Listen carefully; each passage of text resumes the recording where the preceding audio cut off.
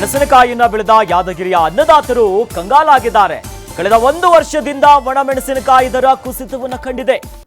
ಮೆಣಸಿನಕಾಯಿಗೆ ದರವಿಲ್ಲದೆ ತತ್ತರಿಸಿ ಹೋಗಿಬಿಟ್ಟಿದ್ದಾರೆ ರೈತರು. ಕೆಂಪು ಬಣ್ಣದಿಂದ ಬಿಳಿ ಬಣ್ಣಕ್ಕೆ ತಿರುಗುತ್ತಿರುವಂತಹ ಮೆಣಸಿನಕಾಯಿ 10,000ಕ್ಕೂ ಕೂಡ ಹೆಚ್ಚು ಹೆಕ್ಟರ್ ಪ್ರದೇಶದಲ್ಲಿ ಬೆಳೆಯನ್ನ ಬೆಳೆದಿದ್ರು.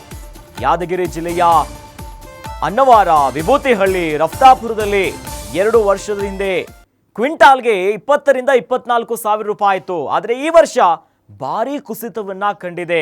ಹೀಗಾಗಿ ಅನ್ನದಾತರು ಕಂಗಾಲಾಗಿದ್ದಾರೆ.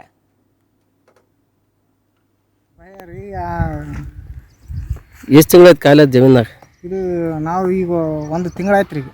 ಇಲ್ಲೇ ಕಾಯಿಲೆ ಅರ್ಧಾಗ್ಲೇಸಿ ಇದೆಲ್ಲ ಸ್ಟಾರ್ಟಿಂಗ್ ಬಿಳಿಕಾಯಿ ಆಗತ್ತನ್ರಿ, ಇದು ರಾಶಿ ಆಗತ್ತಾನ ಆಯ್ತು ರೀ. ಈಗ 1 ತಿಂಗಳಾಯ್ತು ರೀ ಎಲ್ಲ ಕಾಯಿ. ಯಾವ ತಳಿ ಈ ಕಡೆ ಭಾಗದಾಗ ಎಲ್ಲರೂ ಯಾವ ತಳಿ ಬೆಳ್ದಾರ? ಇದು 553 ಅನ್ನ ಜಾಸ್ತಿ ಬೆಳೆದಾರೆ. ಮತ್ತೆ ಇದು ಸೂಪರ್ 10 ಮಾಡ್ಯಾರಿ. ಆದ್ರೆ ಸ್ವಲ್ಪ ಅದು ಬೆಳೆ ಈ ವರ್ಷ ಸ್ವಲ್ಪ ಒಣಗ್ಯದ್ರಿ. ಅದಕ್ಕೆ ಹೆಂಗೆ ಇಳುವರಿ ಚಂದ ಬಂದ? ಇದು ಇಳುವರಿ ಬಂದವ ಸರ್. ಅಂದ್ರೆ ಲಾಭ ನಿರೀಕ್ಷೆ ಅದ ನಿಮ್ಗೆ?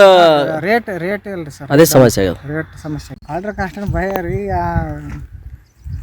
ಎಷ್ಟು ತಿಂಗಳಾಯ್ತು ಕಾಯಿಲೆ ಜಮೀನಾಗ? ಇದು ನಾವು ಈಗ 1 ತಿಂಗಳಾಯ್ತು ರೀ.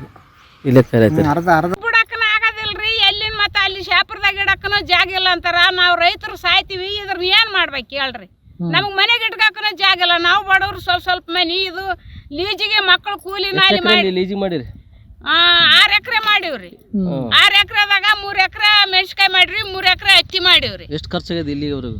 ಇಲ್ಲಿವರೆಗೆ ಅದು ಇದು ಬರೇ ಮೆಣಸಿನಕಾಯ್ದ 1 ಲಕ್ಷ ಬಂದದ್ರಿ. ಬೀಜ ಬೇಡ ಏನ್ ಬೇಡ್ರಿ, ಬರೇ ಹರಿಯಾಕ ಇದು ಆಯದಕ್ಕ 1 ಲಕ್ಷ ಬಂದದ್ರಿ. 1 ಲಕ್ಷ ಬಂದದ. ಎಣ್ಣೆ ಗೊಬ್ಬರದು ಬೇರೆ ರೀ ಅದು. ಮತ್ತೆ ಈಗ ಮಕ್ಕಳು ಸಾಲ ಮಾಡಿ ಮಂಜೋಲ ಮಾಡಿ ಹಾಕೊಂಡಾರ್ರಿ, ಲೀಜಿಗೆ ಹಾಕೊಂಡಾರ ಹೊಲ. ನಮ್ದೇನ್ ಸ್ವಂತ ಇಲ್ರಿ ನಮ್ದು ಹೊಲ. ಎಷ್ಟು ತಿಂಗಳಾಯ್ತು ಮೆಣಸಿನಕಾಯಿ ಹೊಲ್ದಾಗ ಇಟ್ಟು? ಹೊಲ್ದಾಗ ಇಟ್ಟಿದ್ದು ಎಷ್ಟು